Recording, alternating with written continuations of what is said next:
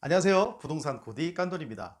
이 부동산을 알아보시는 과정에서 등기부등본 확인하시는데요. 이 등기부등본에 혹시라도 이런 등기가 있다면 절대적으로 계약하시면 안 되는 내용들이 있는데요. 오늘은 어떤 등기가 있는지 알아보려 합니다. 시청하시기 전에 구독과 좋아요 부탁드리겠습니다.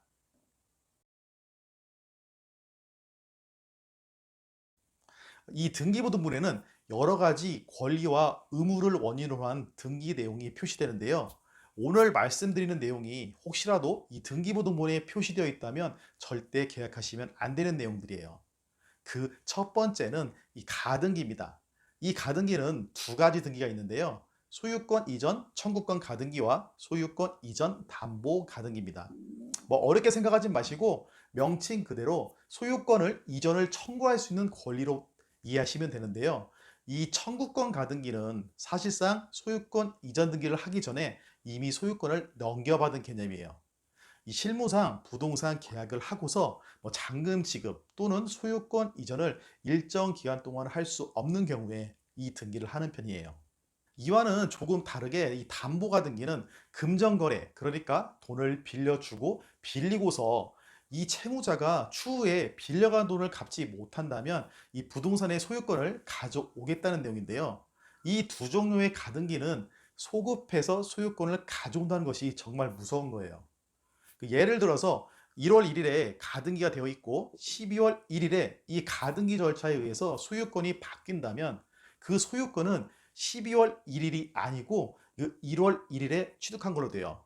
그렇기에 혹시라도 여러분께서 그 사이에 부동산 계약을 하신다면 보장받지도 못하고 낙동강 오리알 신세가 될 수도 있다는 거예요. 두 번째 등기는 가처분 등기입니다. 이 가처분 등기도 소유권을 강하게 제한하고 있다는 느낌은 드실 텐데요.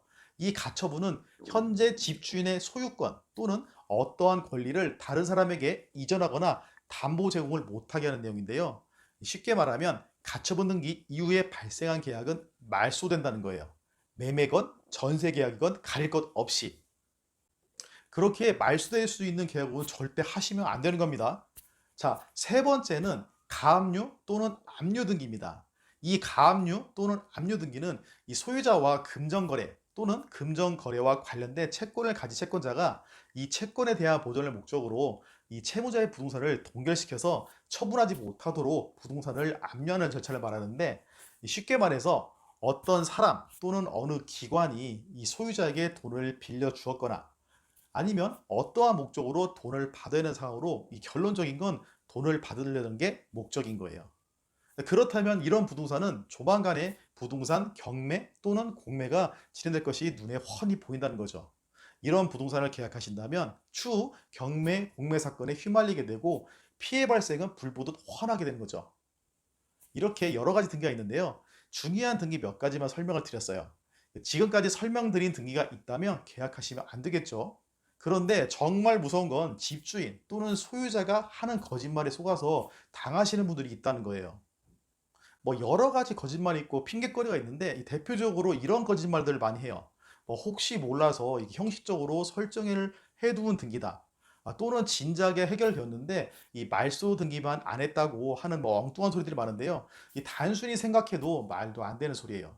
이런 거짓말에 여러분께서는 속지 않을 거라 믿겠습니다. 오늘 영상 여기까지고요. 항상 그렇듯 안전한 계약을 위해서 꼼꼼하고 깐깐하게 판단하는 부동산 코디 깐돌입니다.